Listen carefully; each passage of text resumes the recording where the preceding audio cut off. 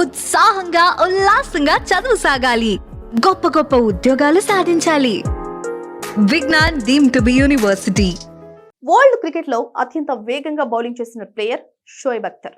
Fast బౌలర్ల యుగంలోనూ Shoaib Akhtar create చేసిన record ఇప్పటికీ చెక్కు చెదరకుండా ఉంది. 90వ దశకంలో వసీం అక్రమ్, వఖార్ యూనిస్, సక్లైన్ ముస్తాక్, షోయబ్ అఖ్తర్ వంటి దిగ్గజ బౌలర్లు మన భారత్ను వణికించేవారు.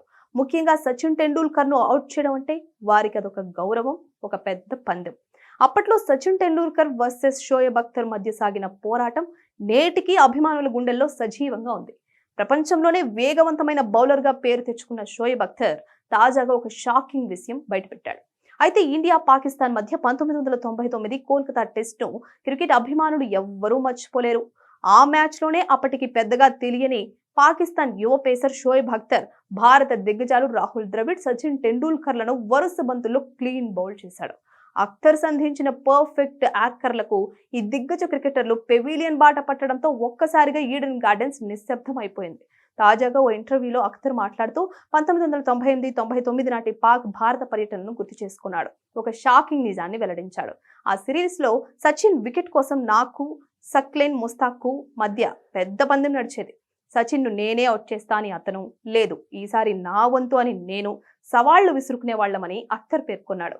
కానీ ఆ పోరాటం వెనుక భయంకరమైన శారీరక నొప్పుంది. మా ఇద్దరి మోకాళ్లు దెబ్బతిన్నాయి.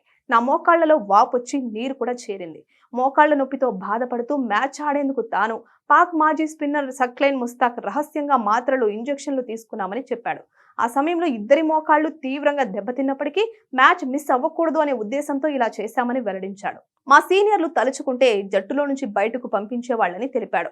కానీ కేవలం సచిన్ వికెట్ తీయాలి అన్న కసితోనే ఆ నొప్పులను భరించామంటూ అఖ్తర్ ఆనాటి తీవ్రతను వివరించాడు. ఇక అప్పట్లో ఒకవైపు వీరేంద్ర సెహ్వాగ్, సచిన్ వంటి బ్యాటర్లు అఖ్తర్ బౌలింగ్ ను ఎదుర్కొని ఆధిపత్యం చెలాయించిన సందర్భాలు ఉన్నా కొన్ని మ్యాచ్ల్లో అఖ్తర్ పై చేయి సాధించాడు. కాగా భారత్ పాక్ మధ్య చివరి ద్వైపాక్షిక సిరీస్ 2012-13లో జరిగింది. రాజకీయ ఉద్రిక్తతల కారణంగా ఇప్పుడు ఈ రెండు జట్లు ఐసీసీ ఆసియా టోర్నీలలో మాత్రమే తలపడుతున్నాయి.